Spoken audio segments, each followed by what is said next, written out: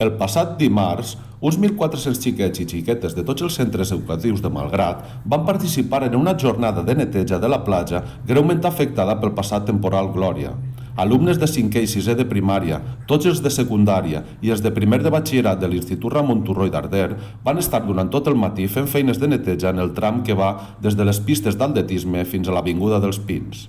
La iniciativa dels centres educatius tenia com a filosofia que els nois i noies de Malgrat s'impliquen en aquesta tasca de neteja i que aquesta activitat els ajudi a prendre consciència de la importància de salvaguardar el nostre entorn. Durant la neteja es va trobar una serp i una granota que els tècnics de Medi Ambient de l'Ajuntament van recollir.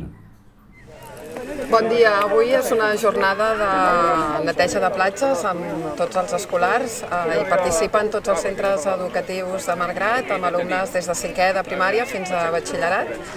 Ha estat una proposta, una iniciativa de les escoles i que des de l'Ajuntament de seguida vam voler donar-hi recolzament i hem aportat tota la infraestructura i logística. Creiem que és una bona oportunitat perquè tots els alumnes prenguin consciència del que ha passat a Malgrat i a tota la costa amb el temporal Glòria i també per prendre consciència que és molt important cuidar el nostre entorn i ser curosos amb el medi ambient.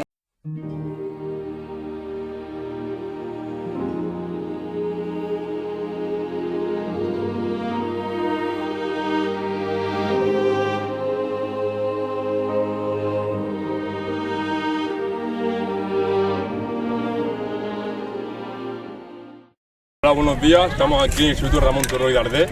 Hemos venido primero de la ESO hasta cuarto a limpiar la playa.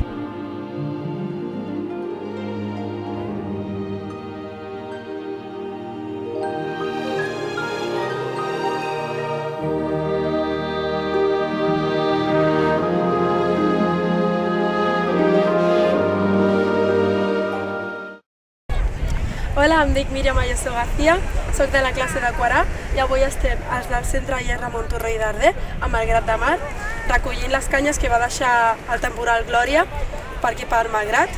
I estem recollint una mica, estem apilolant les canyes i estem recollint tot el poliespant, tot el que són residus que va deixar que no es poden, que no és orgànic. Jo aquí, per exemple, he estat recollint poliespant entre les canyes i així.